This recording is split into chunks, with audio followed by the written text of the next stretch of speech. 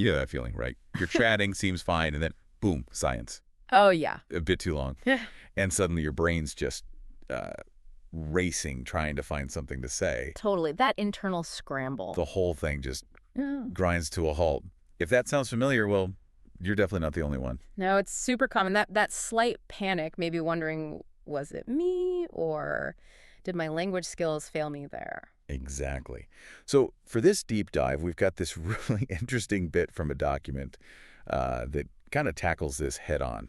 It's from something bigger about fluency, but honestly, these ideas, they work whether you're learning German or just, talking to your neighbor. And what's cool is how it frames it. It says those really smooth, easy conversations, they're not just luck or like magic. Right. This source actually calls keeping a conversation going a skill, something you can learn, practice, get better at. And that's our mission today. We're going to unpack the specific techniques this document lays out. It's sort of roadmap for avoiding those silences and making chats flow better. Yeah, it gives, I think, 4 main strategies. And the best part is it shows you what not to do, and then, okay, here's how to actually do it. Okay, let's dive in.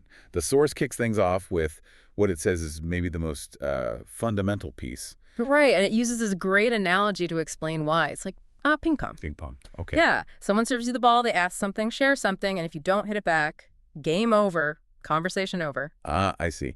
And it points out a really common way people drop the ball. Yeah. Just answering, but not like returning the serve. It gives this example. It's almost painful. Okay, picture this. Someone asks, so what do you do for work? And the reply is just, I'm a teacher. End of story. Yeah, that ping pong ball just hit the floor, didn't it? The first person has absolutely nowhere to go with that. Exactly. So then the source shows you how to, hit it back properly. Give your answer, sure, but add a little something extra. And here's the key part. Ask a question back. Okay, so here's their good version. Same question. What do you do for work? Better answer. Oh, I'm a teacher. I actually teach high school math. It's pretty challenging, but honestly, really rewarding. What about you? What kind of work are you in? A big difference, right? Huge. They answered, gave some context. High school math, rewarding, which gives the other person stuff they could latch onto, and then immediately toss the question back. The conversation keeps moving. That simple thing, adding context, asking back, it's powerful. The source calls it adding a little extra information. Not like a giant speech, but just enough to create little hooks or smoothly hand it back. And it even gives this little mental exercise. Imagine someone asks, so what do you like doing on weekends? How do you answer that to keep it going? Right. The source suggests thinking, okay, add detail, ask back. Maybe something like, oh, I love hiking. Actually just went up to the mountains last weekend. It was amazing. You, what do you usually get up to? So the main point here, reading this source, it seems to be, don't just give a short, dead-end answer. Never. Always try to add a bit more and send it back over the net. Keep that ping pong game going. Exactly. Which kind of naturally leads into the second technique the source talks about. Yeah. How you react. It's not just listening, it's showing you're listening, you're engaged. Yeah, because silence or just a tiny little grunt after someone shares something, that can feel really awkward fast. Totally. And it has this example of it going wrong. Okay. Someone says, hey, I just got back from a trip to Japan. And the other person just goes, oh. Say it, say pause. Cue the crickets. Yeah. Wow. It's like a brick wall.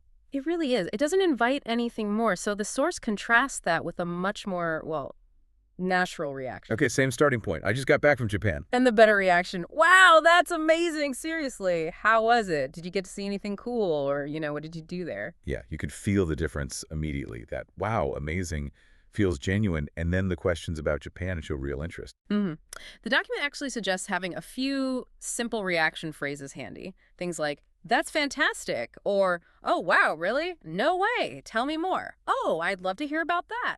Simple stuff, but effective. Yeah, they're not complicated, but they signal, hey, I'm listening, keep going. It encourages the other person. And practicing it. Yeah. Like if someone says, I got that promotion. Yeah. Instead of just, okay, the source suggests trying. Like, that's brilliant. Congrats. So what does the new role actually involve? These little reactive bits and the follow-up questions the source argues, they make a huge difference in how, pleasant the conversation feels for everyone. Shows you're not just waiting your turn. Which connects really nicely to the third skill the source highlights, active listening. This builds on reacting, but it's deeper. It's about making sure your response shows you actually heard and, processed what they said. Right. It's the opposite of just nodding politely while thinking about what you want to say next. Totally. And the document has this pretty funny example of what isn't active listening. Okay. Someone says, "Man, I had a really tough day at work today." And the other person jumps in with, "Oh, I love pizza." Short laugh. Yeah. Total disconnect. It completely ignores the first person's feeling, their whole statement, shows they weren't listening or maybe just didn't know what to say. Exactly. Now, compare that with the source's example of doing it right. Okay, same start. What? Had a really tough day at work. The active listening response, "Oh, no, really? I'm sorry to hear that. What happened? Was it just super busy or did something specific go down?" See? That response acknowledges the feeling. Oh, no, sorry. Ask a relevant question about the tough day, what happened, and even offers a possible reason. Was it busy? It shows empathy, shows they heard them. Yeah. And the source suggests practicing this by consciously trying to refer back to something specific the other person mentioned. So if they say, "I just moved to a new city," your active listening response could be, "Oh, wow, moving. That's huge. Which city did you move to? How are you finding it so far?" Makes sense. You're picking up on moving and asking questions directly linked to that. Right. People feel, seen and heard, and they're more likely to keep sharing. The source really pushes that active listening isn't just polite. It actually makes the conversation flow better because you're building on what's there. Okay, so follow-ups, reactions, active listening. Right. But what if a topic just, runs out of steam? Or you need to shift gears? Yes. That brings us to the fourth technique. Changing the topic smoothly. Because doing it badly can be really jarring. Oh, yeah. The source gives the classic abrupt shift example. Someone says, "So, yeah, I went down to the beach last weekend." And the response is, "Oh, I like hamburgers." Chuckles, right? Just out of nowhere. Beaches, hamburgers, Yeah. Zero connection. It's like hitting a conversational pothole. Exactly. But the source shows how you can build a little bridge. Okay, how? Same start. So, I went to the beach last weekend. The smoother transition. Oh, the beach sounds lovely. I really love that sea air. Speaking of the weekend, got any plans for this one coming up? See that. You acknowledge their point briefly. Beach sounds lovely. Maybe add a tiny related thought, sea air.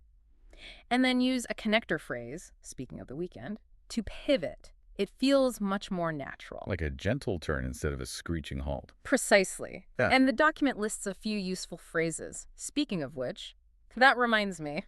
Oh, by the way. Or you can link it more directly, since we're talking about travel, have you ever been to Italy? Right. You reference the old topic while bringing in the new one. The whole goal is just to avoid that conversational whiplash. A quick nod to what was just said, a little connecting phrase, and people can follow you easily, even when you change direction. And the source suggests practicing this, too.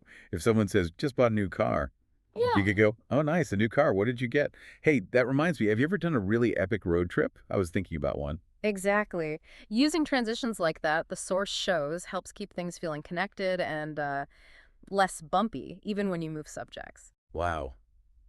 Okay, so that's quite a toolbox. We've dug into these 4 techniques from the source, asking good follow-up questions, Keeping the ping pong game alive. reacting naturally to show you're tuned in, Yeah, adding that energy. using active listening to really connect with what's being said, Showing you actually heard them. and then, changing topics without giving everyone whiplash. Right, and the document really frames these as the core building blocks. You need the questions for flow, the reactions for warmth, active listening for connection, and transitions for flexibility.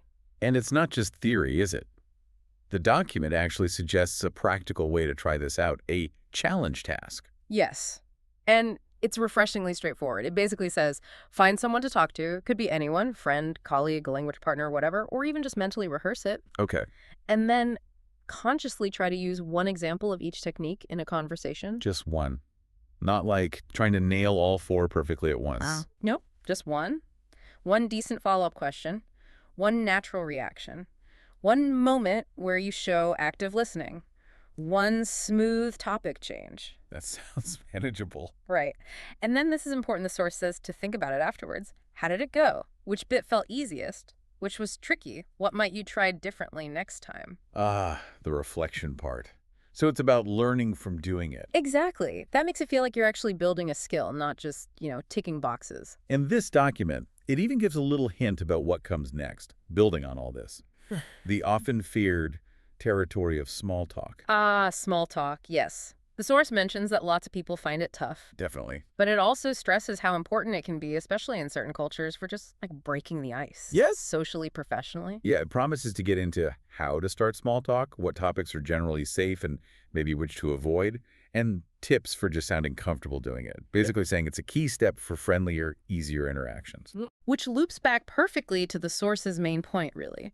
It ends by saying, pretty directly, good conversations don't just happen, they're built with the right techniques. That's the core idea, isn't it? It flips the script. Conversations aren't just random luck, where you either click or you don't.